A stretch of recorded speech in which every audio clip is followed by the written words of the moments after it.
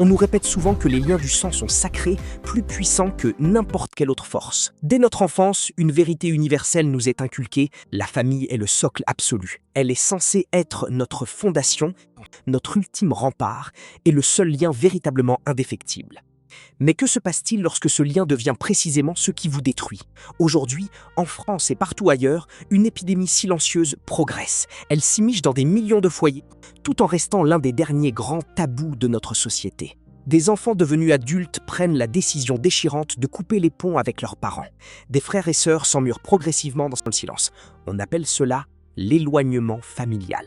Pour le monde extérieur, cela ressemble souvent à un acte de rébellion soudain, à l'ingratitude d'un enfant ou à l'abandon d'un parent.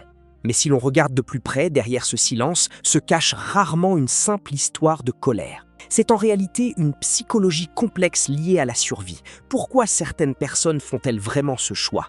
Est-ce une impulsion désespérée pour protéger sa propre santé mentale?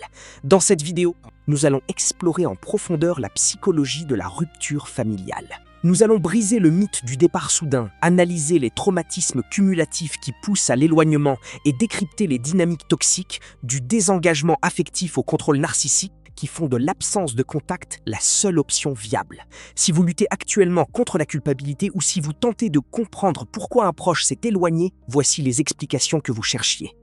L'éloignement ne débute presque jamais par une explosion spectaculaire. Il commence par l'érosion, une érosion lente, muette, presque imperceptible pour tout le monde, sauf pour celui qui l'a subie. Pendant des années, voire des décennies, la relation peut sembler normale vue de l'extérieur. On fête les anniversaires, les vacances restent tolérables, les sourires s'affichent sur les photos. Mais sous la surface, quelque chose ronge le lien. Ce n'est pas un événement unique et catastrophique, mais une accumulation de centaines de petits instants qui se déposent comme des sédiments au fond d'une rivière. Les psychologues nomment cela le microtraumatisme. Ce sont ces critiques subtiles déguisées en inquiétude, ces limites que l'on repousse un peu plus chaque année. Ce ton méprisant qui vous signifie que vos émotions n'ont aucune valeur, cette pression constante de devoir correspondre à l'image qu'ils attendent de vous au détriment de qui vous êtes vraiment. Pris isolément, ces moments paraissent dérisoires. Ensemble, il crée un climat psychologique pesant. Avec le temps, votre corps commence à réagir avant même que votre esprit ne comprenne. Vous vous crispez avant que le téléphone ne sonne. Vous répétez mentalement vos conversations avant chaque réunion de famille. Vous réduisez des parts entières de votre personnalité pour maintenir une paix précaire. C'est ce que vous appeliez autrefois la dynamique familiale se transforme en une anxiété chronique ancrée dans votre quotidien. C'est une érosion que la plupart des gens ne voient jamais. On ne s'éloigne pas parce qu'on cesse soudainement d'aimer. On s'éloigne parce qu'on est à bout de ressources, à bout d'énergie, à bout d'espoir. Il n'y a plus de place pour absorber de nouvelles blessures. Avant la rupture vient l'épuisement. Et avant l'épuisement, il y a des années d'usure lente. C'est là que réside le véritable début de l'éloignement. Ce n'est pas de la colère, c'est de l'exténuation. Dès l'extérieur, la rupture semble souvent brutale, comme si quelqu'un s'était levé un matin en décidant de disparaître sur un coup de tête. Les parents décrivent souvent cela comme un départ sorti de nulle part. Les amis s'étonnent, mais tout semblait aller si bien. Ce n'est qu'une illusion, c'est l'effet volcanique. Une éruption ne paraît soudaine qu'à ceux qui n'ont pas surveillé la pression qui montait sous terre. La lave ne se forme pas en une nuit, elle s'accumule silencieusement pendant des années. La montagne la retient jusqu'à ce qu'elle ne le puisse plus. L'éloignement familial suit exactement ce schéma. La dispute finale, la crise de trop pendant les fêtes, ce sont simplement les déclencheurs, le moment où la pression interne devient invivable. C'est le dernier maillon d'une longue chaîne de limites ignorées et d'émotions invalidées. Pour le parent, c'est incompréhensible. Tu me coupes les ponts pour si peu.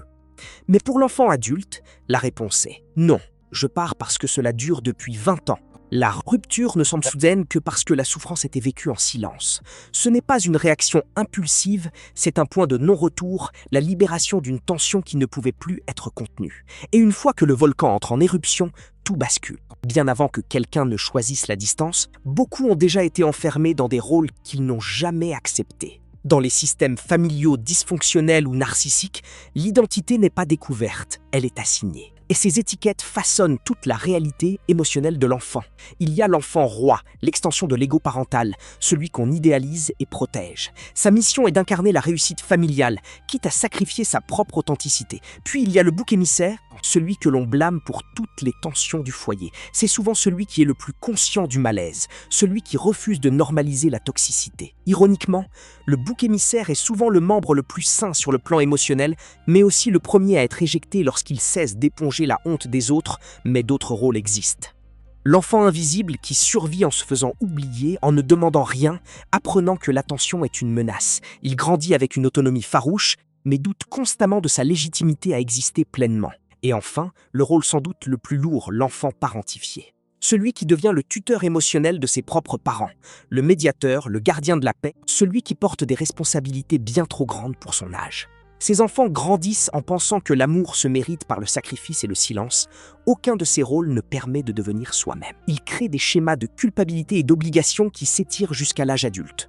Quand quelqu'un finit par sortir de son rôle pour devenir un être humain complet, le système familial réagit violemment. Il résiste, il blâme, il punit. Car dans ces familles, reprendre son autonomie est perçu comme une menace.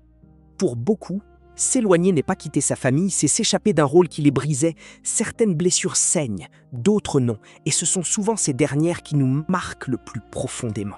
La négligence émotionnelle est discrète. Elle ne laisse ni bleu ni scène fracassante. Elle se définit par ce qui n'a jamais eu lieu, le réconfort jamais offert, la protection jamais apportée, le manque de curiosité pour votre monde intérieur. Grandir sans cet accordage affectif enseigne une chose dévastatrice, que vos sentiments sont soit de trop, soit insignifiants.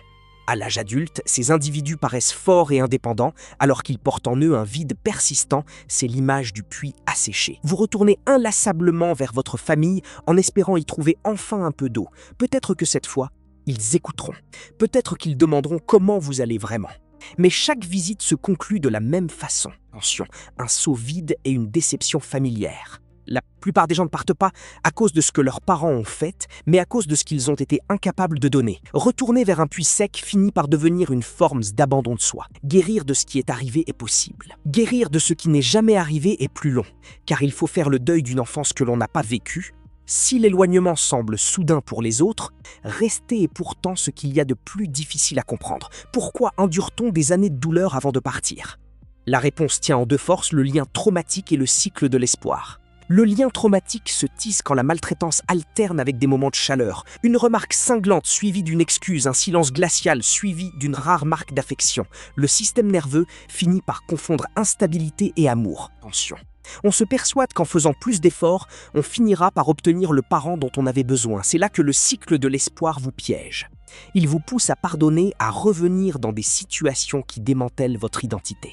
Beaucoup d'enfants restent parce qu'on leur a appris que partir était une trahison. Alors ils s'effacent, jusqu'au jour où ils réalisent que le cycle ne changera jamais et que rester signifie se perdre un peu plus chaque année.